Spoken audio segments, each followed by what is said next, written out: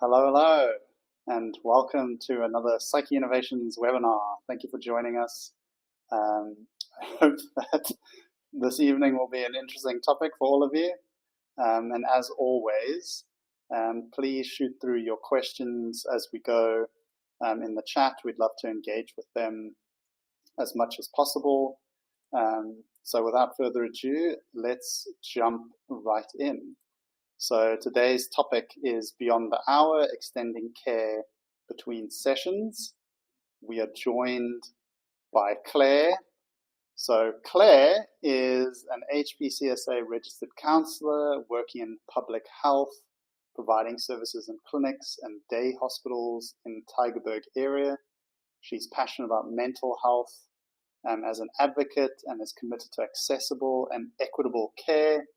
Her research interests lie in community psychology, intersectional theory, and improving access to mental health services for vulnerable populations. If you're a registered counsellor, please go check her out on social media and join her community, the Cape Town Counsellor. She's doing a lot of really cool work in that space. And then outside of work, Claire enjoys cooking, spending time with family, and finds her deepest rest on her in-laws farm in the Northern Cape. Please join me in welcoming Claire. Thank you for being here, Claire. Oh my goodness, thank you for having me. I'm really excited. I actually forgot that I wrote that bit in the bio about my in-laws farm, and it's really taken me back there after a busy Thursday. Good, I'm glad. We all need that sort of space where we feel we can rest and relax and disengage for a bit. Right, for those of you who don't know who I am, I'm Dr. Daniel Page. I am the CEO of Psyche Innovations, who's hosting this event. My background is in psychology and molecular biology. I studied in Stellies and also through the University of Queensland. And now I run Psyche Innovations, which we'll tell you more about. And then we'll jump into the topic. Claire and I will be asking each other some cool questions that hopefully dig into some very interesting insights. And as always, please shoot through lots of questions. But before we do that, I'm just going to explain a little bit about what we do at Psyche Innovations. So we design and build the Psyche Mental Health app, which is all about helping people measure their mental health and well-being using a holistic assessment. We then help users learn psychological skills that people can use in their everyday life. These are things like imagery and self-talk. Then we also do goal setting and help people set structured goals using the SMART goal framework. And then we've also recently released an AI companion that people can use to journal and learn more about mental health and explore their wellness. So we also have a special sort of collaboration going on with Claire and the Cape Town Counsellor. We have a whole host of services for mental health practitioners, chiefly being the ability to use our Psyche Mental Health app, which does a lot. I'm not going to go into too much detail because obviously we're here to talk with Claire. So I really encourage you to go check it out on our website and download the app. And because of the collaboration with Claire, you can use her Cape Town Counsellor code and get a discount every month on using the service as part of your practice, no matter what kind of mental health and wellness practitioner you are. So yes, let's have a chat, Claire. Let's have a chat. Right. Kick us off. What's on your mind? So, I mean, when I first looked at the app, so the first thing that drew me to it was the little logo. I love the lion. It's so fierce. It's all the rainbow colors. And I don't think it was quite what I expected when I went into the app. Like, I know we'd had an online meet and you kind of told me a bit about it, but still when I opened the app, it was just, I don't know, I still sent you an email afterwards. I was like, this app is so cool. And I genuinely feel that way because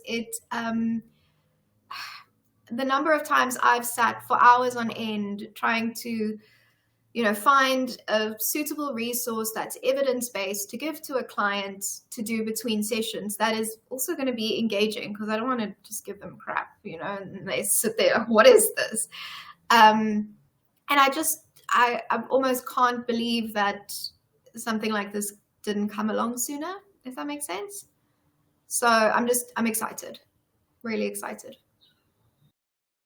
Thanks, Claire. Yeah, it has been a big labor of love, and for exactly those reasons you pointed out is why we wanted to work on it and build it, is that it is really hard.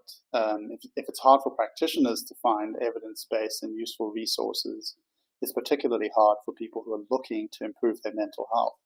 Because everyone says, the internet's there, you can go find something.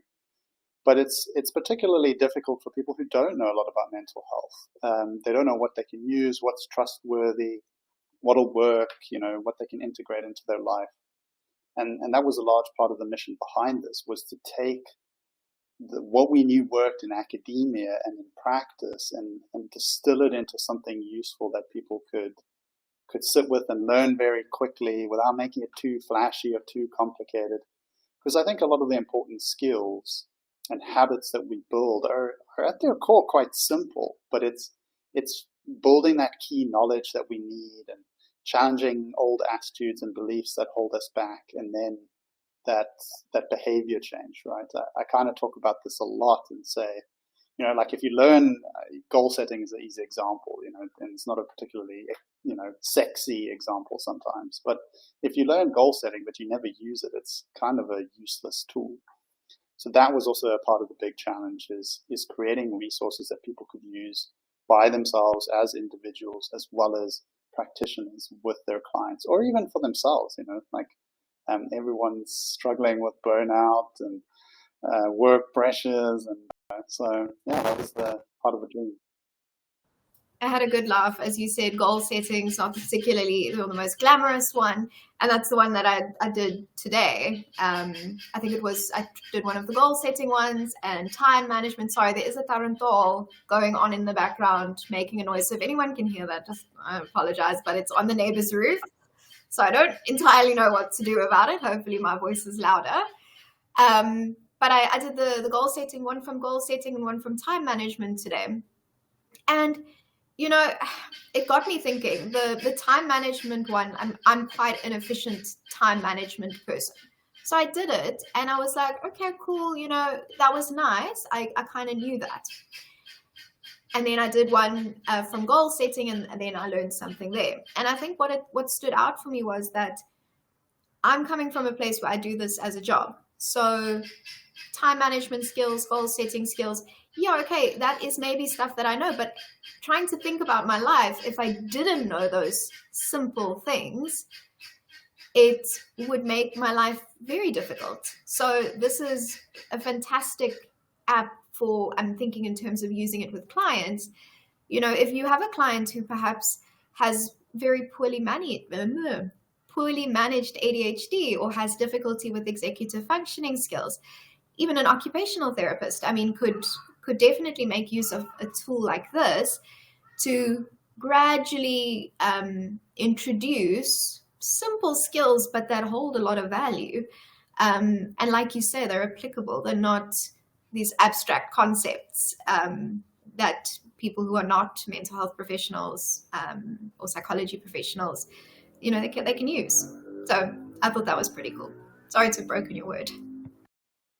No, thanks. I appreciate that. And that sentiment is something that we've heard before. Before I started building the company and I ran interventions, I remember one of the students, she came from Kaimundi, which is a community just outside Stellenbosch, and was a first-generation student.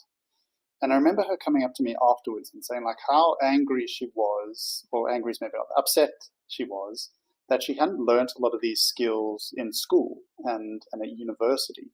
And it was the first time learning how to do structured goal setting and self-reflection activities. And the penny really sort of dropped for me, and I realized, we assume that a lot of people know how to do these things, but they don't, and they're not taught in a structured way, especially how to integrate it into their life.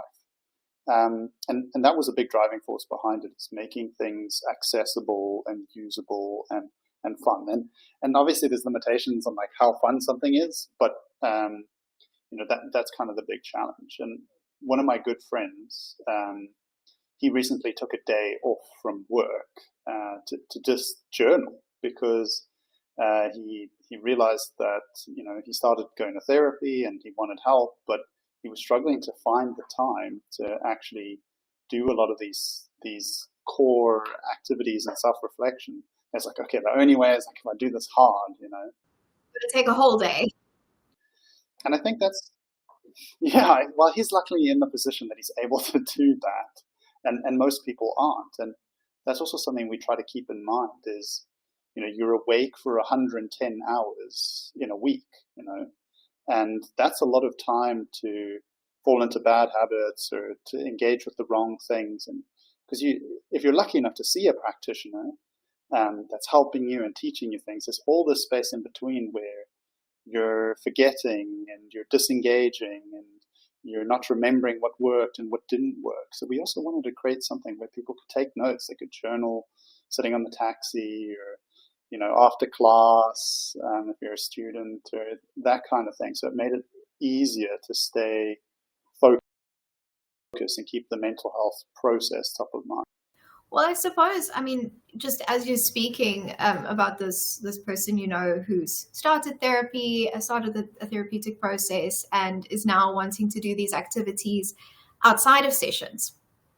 That is often something that I speak to clients about. And, they'll come in and they'll say, well, I've been coming to counseling and I'm not seeing change. And, I come here and why is it not happening here? And it's about me reminding them that like 80% of the work happens outside of the session. It doesn't, it's what you take from the session. Yes. And don't get me wrong. A lot of healing happens when a person is just present with you in the mess, in the stress, in the hardship.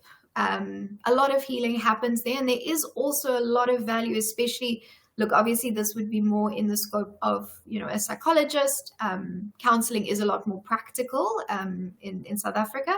However, there's a lot of value that a psychologist can bring in the session. But it really doesn't take away from the fact that if once the client steps out of the session, they don't follow through. And, even just thinking of, when I was in private practice or now working in state, the number of clients that, I'll give them an activity and then they come the next time and they either lie about it and they say they did it. And I'm like, I know you didn't do it. Or they just outright forget. I can see kind of how this app could really fill a gap there. Yeah, I agree. And that's, I guess, leading to sort of one of my questions is, from your experience, what tends to happen between sessions for most clients, especially when they're struggling with motivation? Well, it's a difficult one, because if you're struggling to find motivation, it doesn't matter what your presenting problem is, what your issue is, you're not going to be inclined to do the work between sessions to address it. Whether that is your psychologist taking a CBT approach and, getting you to go and try certain activities, whether it is, more psychodynamic maybe, and they give you an insight and then they say, all right, go and reflect on this or journal about this, and they don't do it, it affects the process, because we're not giving you that work just for fun, just to be mean and say, here's some homework, we're in a position of power, we can give you homework. There's meaning behind it. It's where more learning and insight comes. So if it's not being done and it's not, clients aren't following through and doing those activities for whatever reason, right? Whether it is they forget or they don't have time, or maybe it is boring, maybe a generic printout from therapist aid, or not to bash them, obviously, but we've all used therapist aid. And maybe the client's just not interested, whatever the reason. Them not doing that work in between sessions affects the process.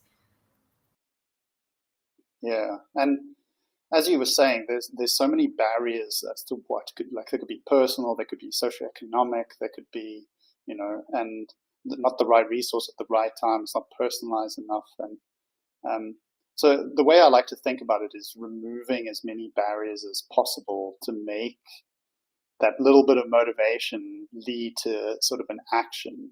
Kind of like the app functions essentially as like putting your gym shoes in front of your bed, so that when you wake up, it's just a little bit easier to put them on and go for that run or go to gym or whatever your habit is. And that's how we like to think about it, because we know, especially when you're struggling, it's hard to do the things that you need to do and the things that benefit you, whether that's eating your vegetables, learning and applying a skill. So we try to keep that in mind. I think this sort of Sorry, no, I was just, as you were saying, the things that we've got to do to benefit ourselves. And I think that's also important to, that balance you said you were trying to find in terms of fun. These are activities that the ones that I've done, the intention is, they're user-friendly, they're enjoyable, but I don't actually feel it's required for them to be fun. It's not a game. It's not Candy Crush. It's not your favorite TV series. You're doing work. You're busy learning something to better yourself. And look, I love vegetables, so that's not a very good example for me. But if I think of my husband, he's not a big fan of vegetables. He's an Afrikaans man who thinks chicken is a vegetable. Isn't it? I don't think so. He may have a different opinion on the matter. But when it comes to eating vegetables, for someone, perhaps that's not always the most enjoyable thing. Not everyone likes vegetables, but they're healthy, objectively, science tells us, and you need to do it. And it's the same with the work between therapy or between counseling. It's not always super fun and like rad cool, but it's something you need to do. And this makes it enjoyable, so that they can take that little bit of motivation that I'm thinking, client with severe depression maybe doesn't have lots of motivation. They can't upward motivate themselves to do stuff. Someone with ADHD, perhaps, getting themselves to do tasks and holding themselves accountable for longer term processes is hard. It's not a skill that, is effortless. Even those ordinary people, accessibility, it's going to help someone to develop better habits, because if it's easier to do, you're going to do it more, and then you're going to learn or to get the opportunity to see the benefit. 100%, and they stack and build on one another. So one of the things that we're trying to do with our approach is keep mental health top of mind, keep people engaged in the therapeutic process so that they see the journey through. And that kind of leads me to one of my questions is, how do missed appointments or late cancellations impact the therapeutic process or even your practice? You see, this is why I see clients in person, because the amount of time I would spend on mute otherwise is unacceptable.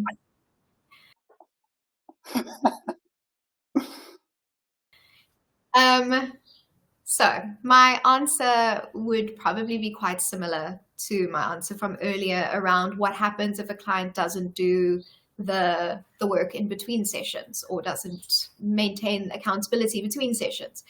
And it interferes with the process, because what a lot of people don't know, unless you've maybe been to therapy or counseling before, is that it's a process. It's not a once-off session that's going to be a remedy or an opportunity to heal. It's a process. And if you are not doing the whole process, we'll extend on that gym metaphor you made with the gym shoes. If you're putting on your gym shoes and going to gym, but then eating in excess of what calories you're burning at gym, you're not going to see results. So you're doing half of the process. And it's the same if a client doesn't come for sessions, if they don't do the work in between, if they aren't honest in the session, if they, there's lots of barriers to having a successful process. And one of them is if they're not attending their sessions. And then I reflect to the idea of, okay, well, practice. If you're running a private practice like many health professionals are, and clients just don't come. I mean, that's going to impact your revenue. Not only thinking of the client themselves, but it impacts, like, at the end of the day, whether you get to have, you pay for your own therapy session. So all of these things, they impact the process, but they also impact the clinician, and the clinician may become resentful towards that client. While we don't ever show it, it sits there. It's something we've got to sit with, and you don't ever want to be resentful towards a client just because they're being thoughtless rather, with your time. So I don't know if that answers the question. No, 100%. It definitely does. It interferes with the process. It affects the client and the practitioner in multiple ways. For sure. I mean, I think now the number of no-shows that I get in state is much higher than when I was in private practice. It's an entirely different dynamic. But regardless, it affects the process in the same way. Yes, I get paid by government, so it's a slightly different setup. It doesn't affect my my practice, but resentment can build. If I'm sitting there and I'm expecting and I've prepared for a session, and then my client's just like, well, nah, thanks, not today. It sits with the person. I mean, we're also only human. Of course. So, Claire, how much of a practitioner's time is spent repeating psychoeducation or hunting for the right resources to send a client? I don't know if I want to disclose that. Too much time. Look, I do think as you go along in your career, it requires less time, because you find a couple of really good resources, and there's some that are quite generalizable. Is that a word? To lots of different clients, and then that's a different story. But to be honest, I mean, I've been practicing for where are we now? 5 years, 6 years, something like that.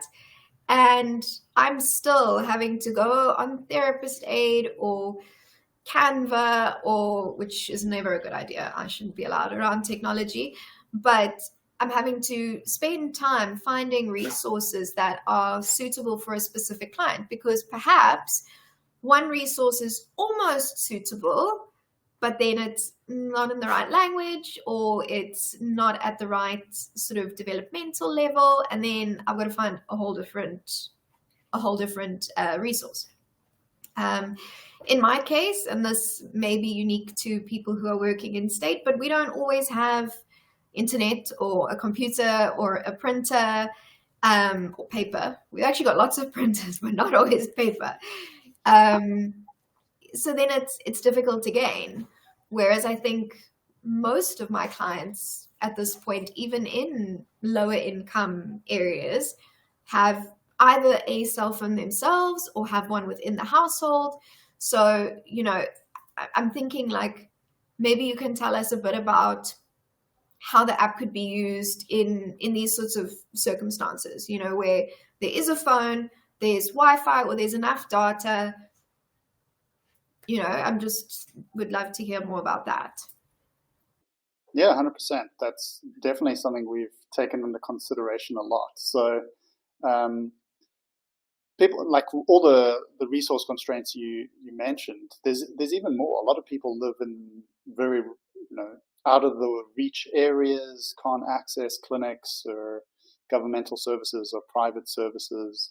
But most people can access a phone. So smartphones are, more people have access to smartphones than flushing toilets in South Africa. So we kind of, yeah, I know, it's weird, weirdly surprising. And that access is just expanding and expanding. So what we kind of realized is that technology was a way that we could increase accessibility, because I came from a humanitarian perspective, I guess. It's like, how many people can we help? So tech can overcome a lot of barriers. Obviously it's like not a silver bullet. It doesn't solve all problems, right? I'm not going to sit here and pretend that it does. Then we took into other considerations. We tried to make the download as small as possible, and you only download as much of the platform as you actually use. So rather than having a big initial download, you just kind of download as you go. We try to keep literacy levels very simple so that teenagers and adults can use the platform. So that's another consideration we had. So literacy level, simple language, the activities are pitched at a sort of cognitive level of a teenager, which means that an adult can benefit from it just as much as a teen. The activities are short and quick, keeping in consideration that most people don't have a lot of time, and we're trying to squeeze in value as quickly as possible. But of course, you could sit on the platform for hours on end, completing everything, because people are different, right? Some people, they use a resource once or twice and they get a lot out of it, and other people will use every little bit. And then something else we kind of considered is that not every skill or approach is right for every person, and people are looking for different things. I kind of often make this joke that I know yoga is really good for you, but I'm so inflexible that I don't know if I'll ever give yoga a try. And that's kind of our approach, right? It's like we give people a range of different skills and offerings that suit them. And everyone, as true as it is that goal setting can help everyone. I remember having a conversation with my friend's mom. She's like, I don't believe in goals and whatever. And that was just her whole framework for life. And she's a very successful OT, occupational therapist. So I was like, well, maybe you don't call them goals. You call them life missions or things that you're focusing on. And everyone has their own different language and way of thinking about things. And that's what we try to do, is pack in as many different approaches as possible. And also something we wanted to be stay very far away from was using pathologizing language. We're not labeling people as unwell. Our mental health assessment is all about looking at the domains of wellness or well-being, if you want to use that word, which all of us have, that all of us can work on improving. And this is true whether you're doing really well and everything's going right for you, or somebody who's really struggling and feels at their rock bottom and is trying their best to go to therapy and get help. So these domains everyone can work on and learn skills on, and practitioners, they'll all have their own modalities and approaches, and they're the experts at doing diagnosis and treatment. We're not trying to interfere with that in any way. So the tool takes into consideration some people will use it completely by themselves, will never access mental health care because they might not need it, or they might not be able to access it. And other people will be using it as part of the therapeutic process with their practitioner between sessions, or maybe even afterwards. They might complete the process and still use it long term. So we appreciate that lots of people will hopefully get value from it in different ways at different times. So yeah, we took a lot of these considerations into mind when we were building the app, and our approach is to keep in consideration the sort of different lived experiences of people around the world. And the starting point was building something for Africans, but obviously we're trying to expand our reach with who we're trying to reach. So I know we've sort of discussed our layout of today's chat, so forgive me if I'm going a bit off track, but I think what you mentioned just a little while ago was really that emphasis on this app was not designed to substitute therapy or counseling or professional support in any way. It's designed to complement. Maybe you can tell me a little bit about how you kept that thought in mind in developing this app, because I know as a clinician, this is really important to me, that there aren't really nice looking fun apps that come along and they're kind of claiming that they can be a substitute for actual mental health support. Yeah, that was never our mission or our aim at all. We don't say we're a therapy app. We, like with our new AI feature that we just released, which I really encourage people to go check out, it's quite cool. We're very straightforward and adamant about the fact that we're a tool that can be used in addition to therapy or with a therapist or a mental health professional, wellness practitioner. We take a more promotion, prevention, skill-based and well-being perspective. And these skills and competencies that people can learn and develop, like anger management, yes, that can be used in a therapeutic process, but anyone can learn anger management. It's not therapy. We're not a therapist or therapist bot or anything in that shape or form. And because we take this kind of agnostic approach, we really feel that any mental health or wellness practitioner can use it in their approach, whether they're a psychiatrist who is helping to prescribe medication for ADHD. You can learn skills through the platform that help with conditions. We're not using diagnostic criteria or, again, labeling people. It's all about keeping that in mind. I hope I answered your question. So I think my understanding is that you've really thought,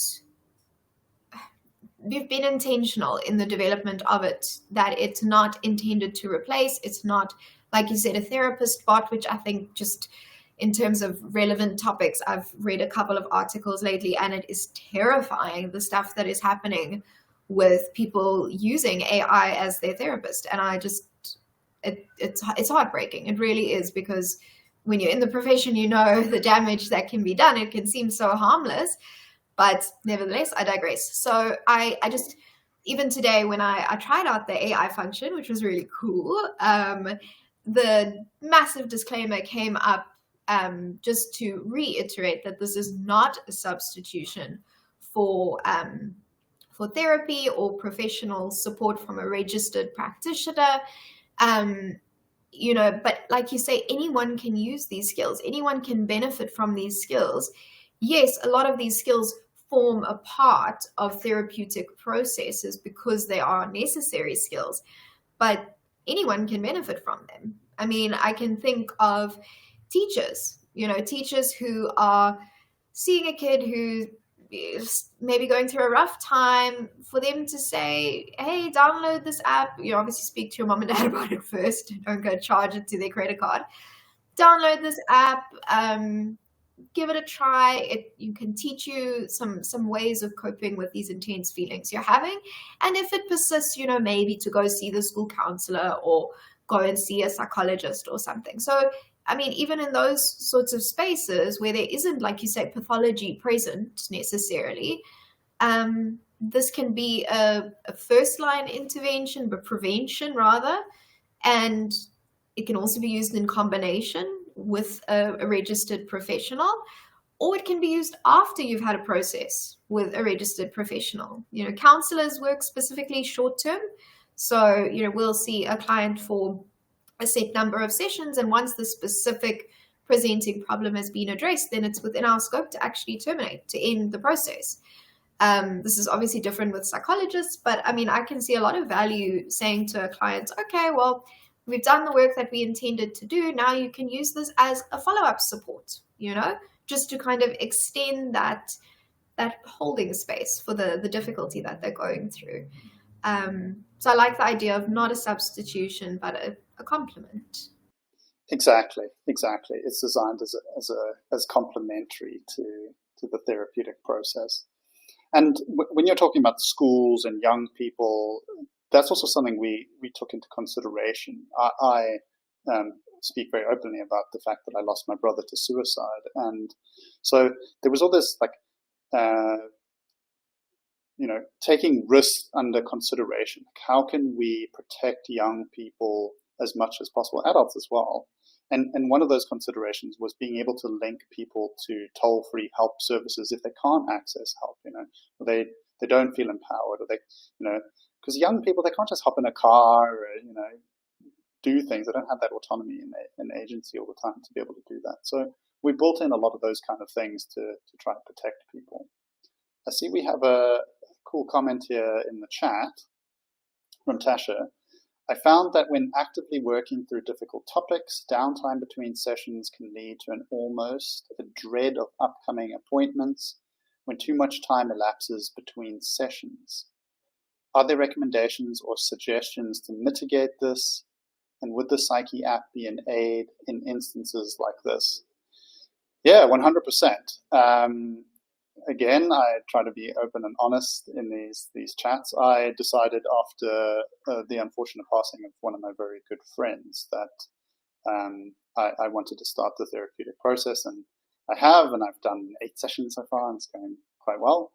But I too, I wondered if I was making the right amount of progress and I was engaging properly, and I missed the session because we had a tech security thing that we had to deal with, and like life happens.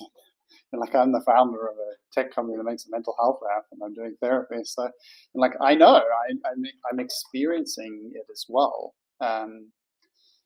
So yeah, we built the app to try give you those reminders, to give you those notifications, to stay engaged in your process, whether you're setting goals and working on goals, and whatever that is, or continuing with that skill that you're trying to implement. It can be something like mindfulness meditation or a breathing activity or practicing positive self-talk. That's something I constantly am trying to work on, to be less self-critical and more, practicing gratitude. So there's all these things. Like it would be disingenuous for any mental health practitioner or anyone to say that they've got it all figured out,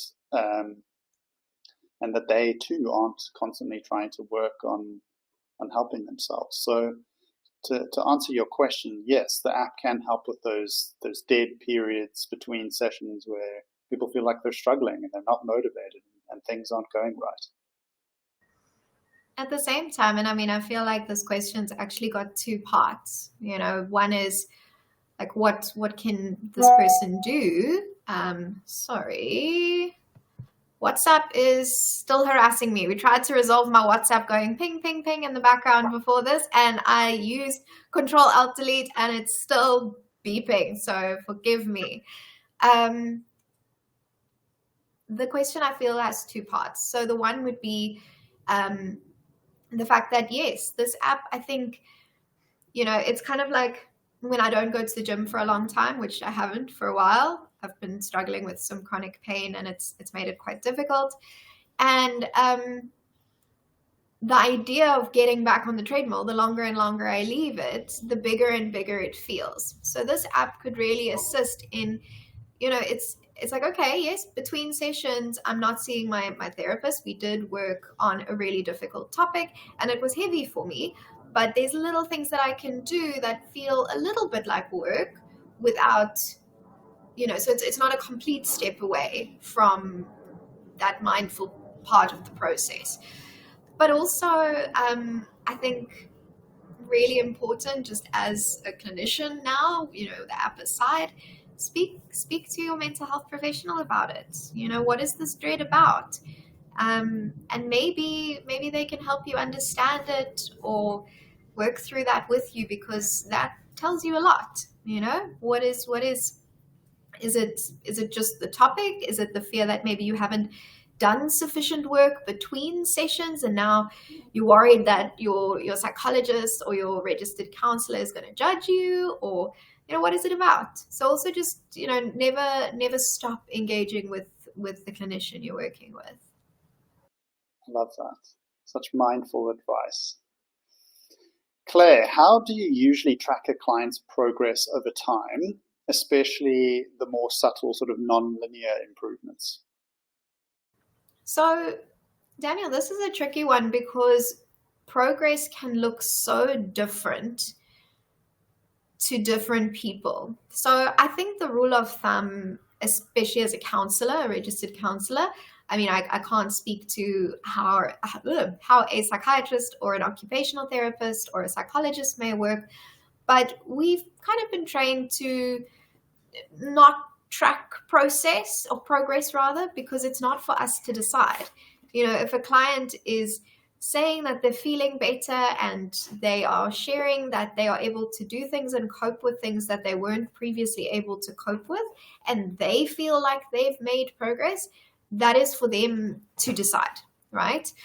However, that being said, there are certain ways. I mean, we do a MSE, a mental state exam, which basically looks at how is the person sleeping, how are they eating, how are their energy levels, how's their sex drive, are there any changes in that, how's their concentration, how's their mood.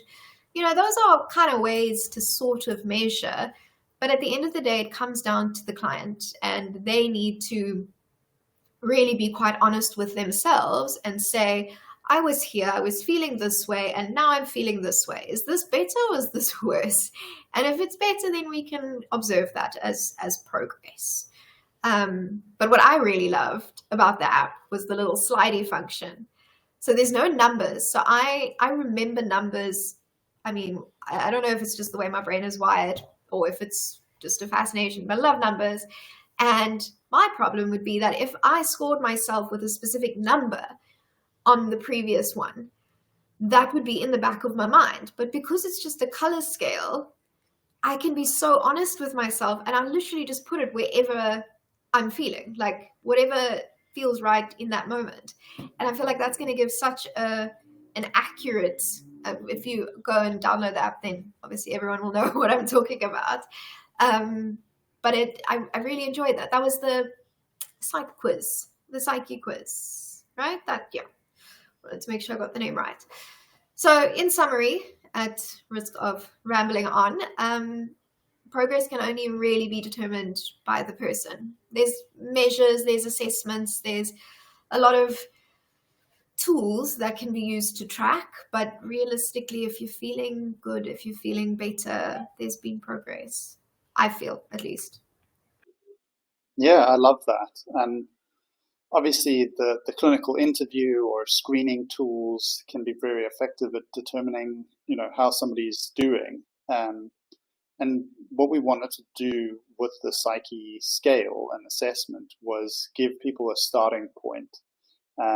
Just like trying to lose weight. If you don't know what you weigh now, how do you know what progress looks like and which direction? I'm actually going to hold you there just for a second, at risk of perpetuating stigmas. I don't know how much I weigh. I haven't weighed myself in years, but there are other ways of measuring. So let's just be mindful of that. I know I'm giving you a hard time, but No, good. No, it's good. You're not here to agree with me. But weighing yourself can be used in both ways. You could be training to add muscle and to get bigger and stronger. So I'm not using it in a way to shame anyone.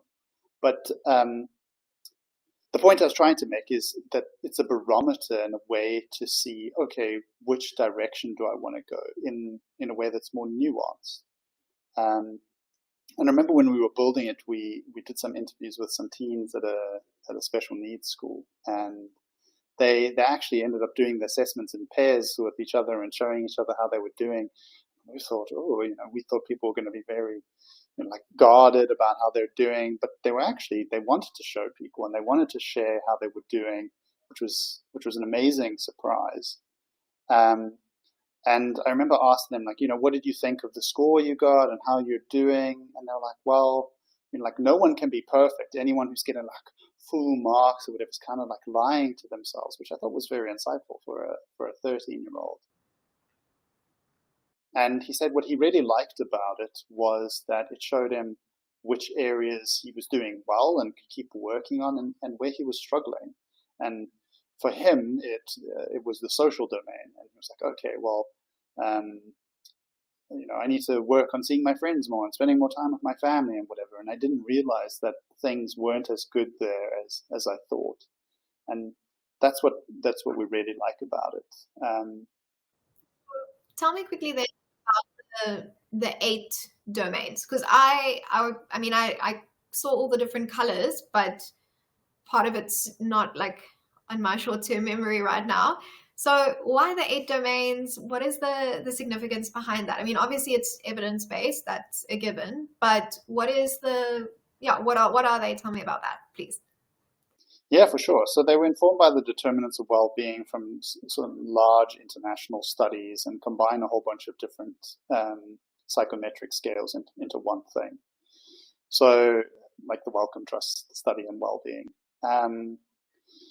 So we broke it into, there were a lot of considerations that had to go into this, right? We didn't want something that was 100 questions that nobody would complete, and you didn't want it to be just like, how are you doing today, with a red angry face and a green happy face and a yellow, intermediate face, we wanted The determinants Monday, Wednesday, Thursday, Friday, red face on Monday, and then happy face on Friday. Yeah, exactly. So there's a balance between asking too much and asking too little. So that was also one of the other considerations. We needed it to be visual. We needed it to make sense in a very straightforward way, and take in the key building blocks of well-being. So we have physical wellness or well-being. So that's sleep, exercise, nutrition. There's social well-being. That's the connection domain, that sense of belonging and the quality of your relationships. There's sense of self-worth. So that's the mastery domain, that's self-confidence and self-efficacy. There's the flourish domain. That's life satisfaction and optimism. There's, I'm testing myself here as I go through this. There's the mood domain, which is about like emotion regulation. You muted? Are you checking the other ones to make sure I cover all of them? I can test you as we go. Make sure you've got this right. Put you on the spot. What have I done? Mastery, mood. There is the peace domain, which is about mindfulness and spirituality and living in the moment. I know I'm missing two at the moment. Let me go check. What have I skipped? What are we doing right now? What are we doing? Have you spoken about connection? Yes, I've done connection. Have you spoken about resilience? Okay, I skipped resilience. Resilience and focus are the two that I forgot. So resilience is like your sense of coping with stress and managing with difficult times and being able to bounce back when things get difficult. And then focus is creativity and problem solving and focus and attention. So these are all the kind of core building blocks that, as I said, anyone can work on, and you can learn skills to improve that. So there is one element of well-being that we haven't got there, that somebody might say, oh, you're missing occupational well-being. And that we kind of intentionally kind of left out because, A, we've designed something that's for young people as well, and young people don't necessarily have a job. And we also, we didn't want to focus too much on sort of like work or academic-based skills. So we wanted to keep it more psychology-oriented. So, Daniel, though, even as you're speaking, I'm thinking, as you said, occupational, I was like, okay, maybe that's a really cool idea. But a lot of these skills can be applied in a professional space. So if you're able to learn time management, you can kind of, look, I'm not an occupational therapist. Perhaps the OTs watching this are going to be saying, Claire, what the heck are you talking about? But in my mind, at least, these things can be kind of translated into an occupational space, and all occupations are different in and of themselves. So I think the moment you start to add that element of wellness, you're looking at one segment of life, So I think that could be tricky. I think that would be a tough one to add. And then also you get to the point where you, sorry, my dog's biting my arm in the background. Just ignore that, please. We have a nice comment here that came through in the chat. I think for therapists, it can be difficult to get information from some patients, using the Psyche skills to get patients to interact and as a starting point for communication between patient and physician, particularly for the younger generations who can struggle to communicate face-to-face, being an online generation. Yeah, exactly. Young people are looking for digital tools all the time, and it's starting to become a bit of an expectation in schools and universities and workplaces that they have access to tools and that they can use in their own time quickly, but also very importantly, connecting people with providers for when they need that kind of care. Again, I want to reiterate that we're not a therapy platform. We're not pretending to replace therapists in any shape or form. So yeah, exactly. Using the skills as a starting point. I really appreciate that comment, because a lot of counseling is skills-based. I don't like the word empower because it's got a whole lot of problems with it, but equipping people maybe is a better way with skills, giving them the opportunity to use those skills, then allows them to unlock a lot of healing. And skills are maybe a more directive part of the process where you can say, here, this is something that has worked for many people and may be helpful, go try it. Whereas with, generating insights or doing like deeper therapeutic work, that takes a lot of vulnerability on part of the client. And not everyone is ready the first session to be like, okay, let me open up my soul to you. Whereas skills are maybe a bit more practical. So it can be that sort of bridging at the beginning to say, here are some skills. Yeah, exactly. We have some more cool comments that came through from Counseling Goose. Love how you make mental health feel approachable. This app sounds like it could even warm people up to therapy or counseling. 100%. A lot of people are very averse to therapy and, what's mental health? And I don't like it. And so it can be a huge starting point for getting people to access the care that they need. And then I see you have another follow-up question, Counseling Goose. Is the app user-friendly for neurodiverse individuals? Yeah, so we really have done as much as we can, being a small company, to make it as accessible and user-friendly for as many people as possible, to keep things simple and straightforward and easy to understand, easy to build on. And of course, neurodiverse is a huge, there's a lot of differentiation in there. So It's diverse. Yes, exactly. It's diverse. So I'm not going to say that it suits everyone, but we've done what we can. I mean, look, I can speak for myself as someone who is neurodiverse. I find it very user-friendly. Look, obviously, hence the word diversity. Not everyone is the same. Not everyone is going to have the same experience that I have. But in terms of the length of the activities, in terms of the way it's laid out, it's not too cluttered and overwhelming. The information is in bite-sized nuggets, which is really cool for me. And it's colorful and pretty, which I don't know if that's with neurodiversity or if that's just a Claire thing. I mean, that's entirely separate, but I've really enjoyed it. So if nothing else, I can, not intending to speak on behalf of anyone, but that's been my experience. Oh, thanks for that. I appreciate it. We did try to make it colorful, and we also, you brought up the lion earlier, and I didn't want to interject. And part of the reason we chose the lion logo is mental health is something that's heavily stigmatized. And I think I can speak for myself, that the further I went in mental health education and the more I started to know, the more I became blind to the fact of how little people know about it. In the same way that somebody who studies astrophysics and knows a lot about that doesn't realize how little people, the average person, knows about astrophysics, right? So, and people don't have the basic literacy around mental health and well-being.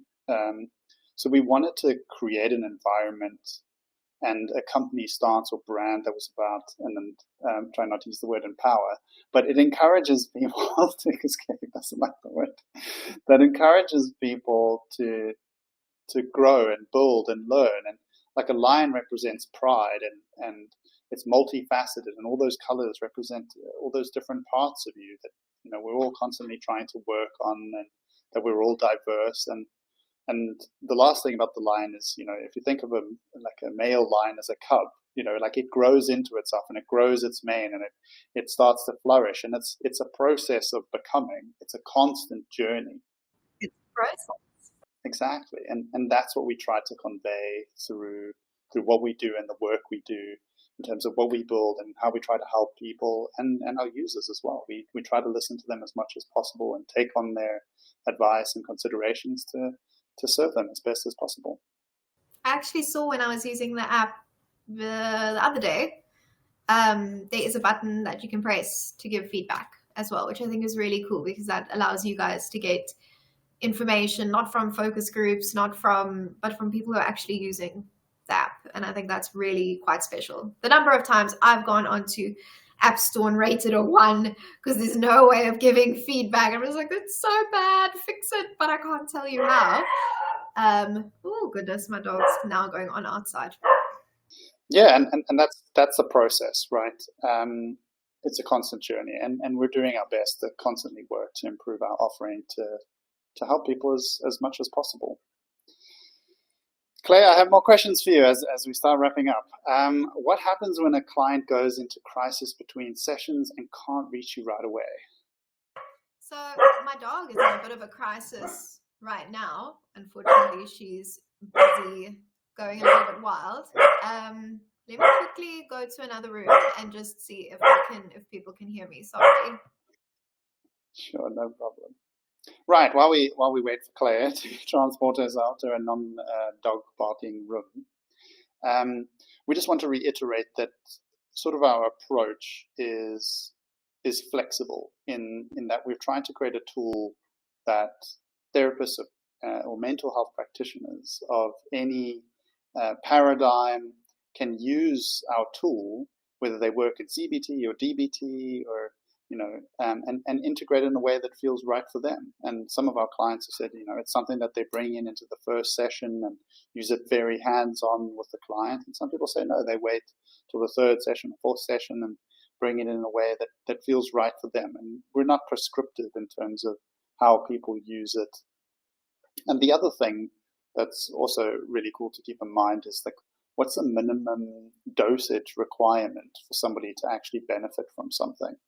And for one person, it can be doing the assessment and, building that self-awareness and going, having that aha moment. And, that's enough. And others, they sit and they set a whole bunch of goals and they do it in the app and they benefit from that for a long time.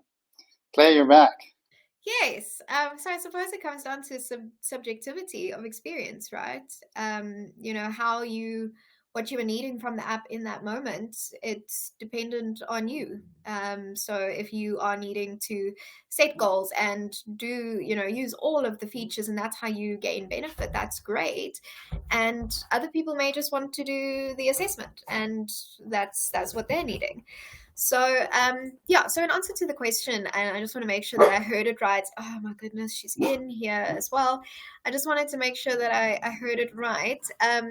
So between sessions, if there is a risk, obviously I'm just going to close the curtains. I'm not embarrassed at all. I promise I'm actually a professional person.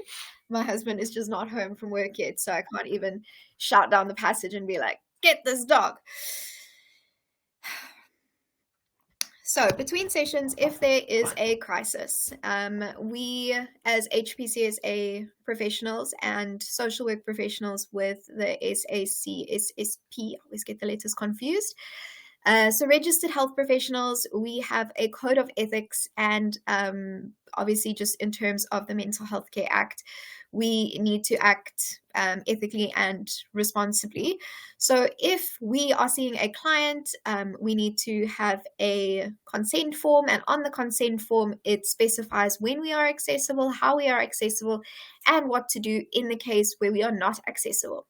And I think this app is quite special in that regard because obviously we will still continue our own relevant informed consent process and giving clients or patients the relevant information for numbers they can call, but the Psyche app also has a function for that, function for emergency numbers, which I think is quite cool. So I'm about 85% sure I answered the question there. You definitely did. Thank you, Claire. So obviously all practitioners have their different localized or national approaches and registration approaches, and part of that is also directing people to services access, especially as part of the exit process if they're no longer seeing somebody. And that's also something we try to keep in mind with being able to refer people to those relevant services. Claire, we've reached the hour. I don't know if you have a last question that you'd like to ask or last thought, but I just want to say thank you very much for your time and for juggling all the responsibilities on your side and to be here tonight. Honestly, it has been such a treat, and I just want to say, obviously, thank you for the app that you've developed. I think it is such a meaningful contribution, and the source of it, being the loss that you've experienced in your life. And now going from a loss, which is a lacking of something, to being able to give something, I think is really meaningful and really, really special. But also just to say thank you for being so understanding of my current demands. She is still very puppy and doesn't quite understand no or shush, and I ran out of sausages to throw for her. So perhaps it is a sign that we should end things off, but just a huge thank you. And I'm really, really proud to have the opportunity to chat to you about this and hear more about the app. Thanks very much, Claire, and thank you for your time. And I just want to thank all of our attendees for joining, or participants. I hope you learned something, and please reach out to us to ask more questions about what we do, and please reach out to Claire to engage with her and her community and everything she's doing. It's been an absolute pleasure as always. Thank you very much, Claire. I'll do a little Q&A on my Instagram profile. So if anyone's got additional questions, pop them through, not you, pop them through on Instagram, and I'll share them with Dr. Daniel Page and get you the answers. Cheers, everyone. Thank you. Bye.